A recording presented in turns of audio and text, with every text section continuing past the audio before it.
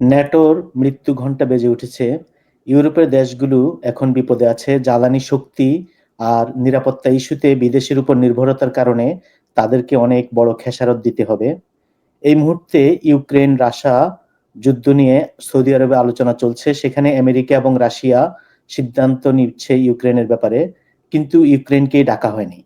ইউরোপের কাউকেও বলা হয়নি। ইংরেজিতে একটা কথা আছে, if you don't have a seat on the table then you are probably on the menu. মানে হলো, আপনি যদি টেবিলে সিট না পান তাহলে হয়তো আপনাকেই সবাই মিলে খাচ্ছে। জেলেনস্কি বলছেন, আলোচনার টেবিলে জায়গা না পেলে আমেরিকার আসার সিদ্ধান্ত ইউক্রেনের মানুষ মেনে নেবে না। ট্রাম্প সেটা শুনে জেলেনস্কিকে নিয়ে মকারি করেছেন, ইউক্রেন যুদ্ধ নিয়ে মিথ্যাচার করেছেন। ট্রাম্পের মতে ইউক্রেনের যুদ্ধে জড়ানো ঠিক হয়নি। তাদের ৩ বছর সময় ছিল যুদ্ধ বন্ধ করতে, কিন্তু তারা সেটা পারেনি। এখন যখন শান্তির আলোচনা চলছে তখন তারা বেঁকে বসেছে। ট্রাম্পের পরে ইলন মাস্ক এবং সম্প্রতি ভাইস প্রেসিডেন্ট ভ্যান্স সবাই ইউরোপকে লেকচার দিচ্ছে, ইউরোপকে গণতন্ত্র আর মত প্রকাশের স্বাধীনতার সবক দিচ্ছে। জেডি ভ্যান্স সম্প্রতি মিউনিক সিকিউরিটি কনফারেন্সের মিটিংয়ে ইউরোপিয়ান লিডারদের রীতিমতো অপমান করেছেন।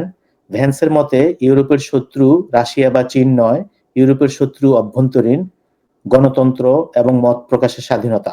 তিনি ইউরোপকে টুইটার বা এক্স এর থেকে শিক্ষা নিতে বলেন। এক্সে এখন যে কোনো বিষয় নিয়ে কথা বলা যায়, কোনো সেন্সরশিপ নেই। আসলে ট্রাম্প প্রশাসন ইউরোপের ডানপন্থীদের উত্থান ঘটাতে চাইছেন। কিছুদিন পরে জার্মানিতে নির্বাচন, এরা সেই নির্বাচনকে প্রভাবিত করতে চাইছেন। জেডি ভ্যান্স সেজন্য অনেক ভনিতা করে ডানপন্থীদের ব্যাপারে ইউরোপকে ছাড় দিতে বললেন। তিনি বলেন, আমেরিকা যদি গ্রেটা থ্রুনবেরিকে সহ্য করতে পারে তাহলে ইউরোপের উচিত ডানপন্থী উত্থান সহ্য করা। এর আগে আমেরিকার ডিফেন্স সেক্রেটারি পিট হেগসেথ ন্যাটো সদস্যদের বলেন, আমেরিকা আঙ্কেল স্যাম থেকে আঙ্কেল সাকার হবে না। মানে হলো, আমেরিকা ন্যাটোর প্রতিরক্ষার জন্য শুধু শুধু খরচ করবে না, ন্যাটো সদস্যদেরকেও খরচ করতে হবে। আগেরবার ক্ষমতায় এসে ট্রাম্প ন্যাটোর ব্যাপারে প্রথম প্রশ্ন তোলেন। তখন ন্যাটো সদস্যদের জিডিপির 2% সামরিক প্রতিরক্ষা খাতে ব্যয়ের কথা ওঠায়। এতে অনেকের চোখ কপালে উঠেছিল, কিন্তু এখন সবাই ঠিকই প্রতিরক্ষা খাতে 2% ব্যয় করতেছেন। এবারে ট্রাম্প প্রশাসন চাইছে ন্যাটো সদস্যরা প্রতিরক্ষা খাতে জিডিপির 6% ব্যয় করুক। ফলে বিশ্বজুড়ে আসলে প্রতিরক্ষা খাতে ব্যয় বৃদ্ধি পাচ্ছে এবং অস্ত্র ক্রয়ের দিকে ঝুঁকছেন ইউরোপের বিভিন্ন দেশ। ইউরোপের জন্য এটা আসলে একটা ওয়েক আপ কল। পরিবর্তিত পরিস্থিতিতে ইউরোপিয়ান নেতারা সিদ্ধান্তহীনতায় ভুগছেন। ফ্রান্সের প্রেসিডেন্ট ইমানুয়েল ম্যাক্রন একটা জরুরি সভা ডেকেছেন, যেখানে ইউরোপের সব নেতারা গিয়েছিলেন। টানা ৩ ঘন্টা মিটিং করেও তারা কোনো সিদ্ধান্তে পৌঁছাতে পারেননি। ইউরোপের জন্য আসলে এই ব্যাপারটা কঠিন, কারণ শক্তির জন্য তাদেরকে আবারও রাশিয়ার কাছে ধর্ণা দিতে হবে। ইউক্রেনের প্রেসিডেন্ট যেমন বলেছেন, মনে হচ্ছে রাশিয়া ন্যাটোর সবচেয়ে বড় সদস্য। আমেরিকা তাদেরকে এভাবে পানিতে ফেলে দেবে সেটা তারা ভাবতে পারেননি। আবার চীনের সাথে বেশি মাখামাখি করাটাও ইউরোপের জন্য সুখকর নয়। যে আদর্শগত পার্থক্য তো আছেই, সাথে চীন ইউরোপের রাজনীতিতে শক্তিশালী হোক এটাও কেউ চাইছে না। ট্রাম্পের এবারের উত্থান সেজন্য ইউরোপের জন্য অশনি সংকেত। নিরাপত্তা ইস্যু নিয়ে আর গড়িমসি করা যাবে না।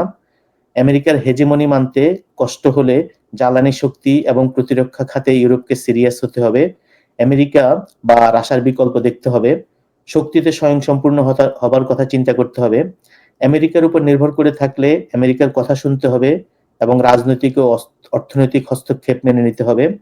ইউরোপ হয়তো সেরকম কিছুই ভাবছে, কিন্তু প্রতিরক্ষা আর জ্বালানি শক্তির মতো সমস্যা রাতারাতি সমাধান করা সম্ভব নয়। ফলে আরো অনেক কাল তাদের আমেরিকার মাস্তানি সহ্য করে যেতে হবে। তাহলে কি ন্যাটোর মৃত্যু ঘণ্টা বেজেছে?